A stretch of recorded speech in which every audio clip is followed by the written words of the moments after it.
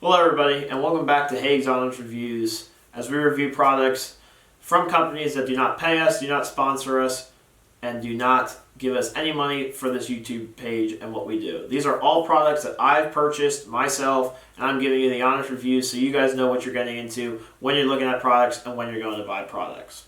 Today's product that we're going to review is the 4th Arrows camera arm and the entire camera arm system. From the base mount, it goes around the tree to the actual arm itself and the head. We're going to go over the entire system right now in this video. First things we're going to start off with, the base.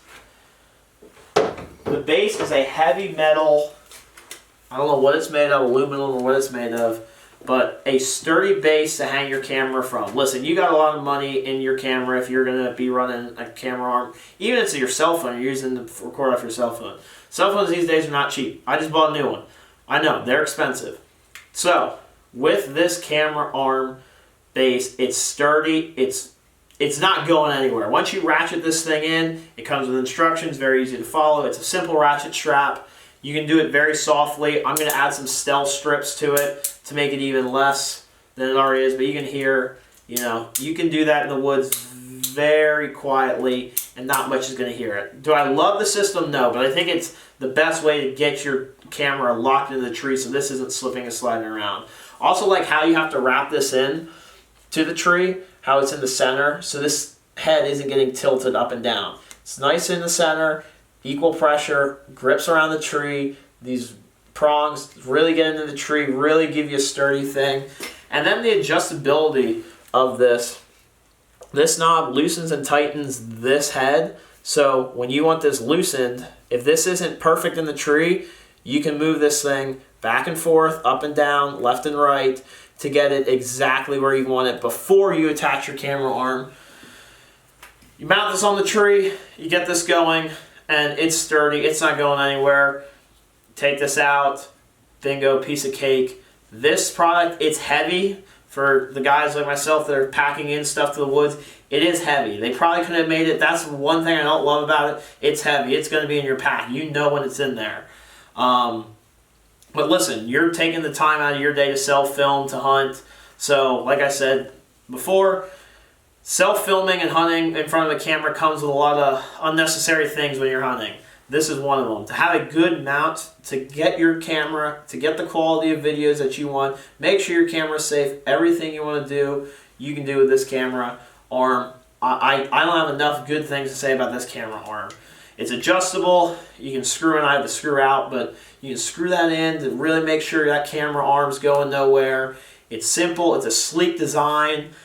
Just everything. You can hang something from the bottom of this thing. It's sturdy enough that if you want to have a little, little clips or something to hang from the bottom of this, you could. This camera arm base, the base that goes to the tree, I love it. I would highly recommend the base. It does a good job for me.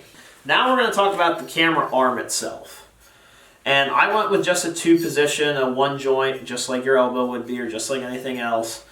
You get a lot of mobility out of this, like you can see I'm doing right now. It can go a lot of different directions. The only thing I noticed with how heavy my camera is, when I extend it like this, it tends to get front heavy, which is common, which is probably why you should go with a 3 if you're running a heavier camera. I went with a 2, a 1 joint system, and listen, it does its job. It's quiet. I do have to run some stealth strips on here, but it's pretty dead. But when you hit metal against metal, you hear that tinging this. You hear the,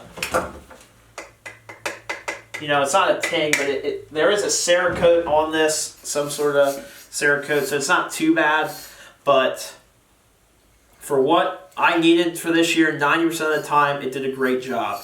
I don't know what it cost. I forget exactly. I'm going to say it was around $100, but it really did a good job. As you see, it says 4th Arrow on the front.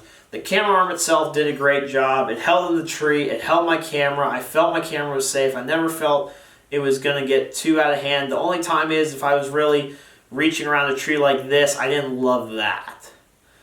When you got it too far extended away from the tree, But other than that, that did a great job. Now we come to the only part that I really had a problem with in this system, and that was the actual mount itself. The actual part where your camera attaches to the camera arm. And I think this was more operator error than anything else.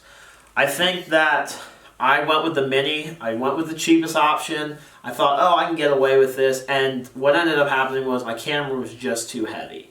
I should have went with a bigger system. I went with a Mini. I tried to cut a little weight there. Got a little bit cheap. Was like, oh, this is a cheaper option. Listen, I'm in college. I don't have a ton of money. Like, I was like, well, let's save 20 bucks where we can. It really, really became a problem and a pain trying to save that $20. At least with this. I should probably do a little bit more research. I ended up breaking. Don't know if you guys can pick that up, but I ended up breaking. I don't know if it's focusing or not, but I ended up breaking that little piece off, that screw off in here, which is your, or excuse me, I'm sorry, I'm pointing the wrong thing. I ended up breaking off that screw up there. So I ended up busting that in there when I was trying to crank it down because my camera wanted to go like this because I had the wrong head. I ended up twisting it off. Now, is that good? Probably not. This is probably not a head that you would want or I would recommend, but again, I probably was using too big of a camera for what they recommend. So I can't really talk too bad on this. It is smooth when you have a lighter camera on here, like something like a GoPro. If you just would duct tape it, or not duct tape it, but have a mount on there. For GoPro, it probably worked fine, or your cell phone, or a different mount on top here. This Mini would probably work fine. But as far as for my camera that I'm running with a bigger lens on the front of it than I ran last year, this head could not handle my camera. It could not handle an 80D with a 50 by 250 millimeter lens up front. It just didn't. It didn't. So whether, I don't know what it's rated, I'll put that in the description, whether it should be able to. I don't think it would be. If you're going to use your cell phone or a GoPro or a very small camcorder, I think it's great. It's sleek, it's slender, it's quick. But as far as for using an upper level heavier camera, the Mini could not do what I wanted it to do. So when it comes to that, it was smooth, it up and down was fine, but what I found out was I could never get it to stay in a position. If I went like this, it would creep. I don't know if all camera arms are like that, but this one was. Now again, I busted off that screw, so I couldn't use everything, but I was not happy the third day I used this, I busted that screw.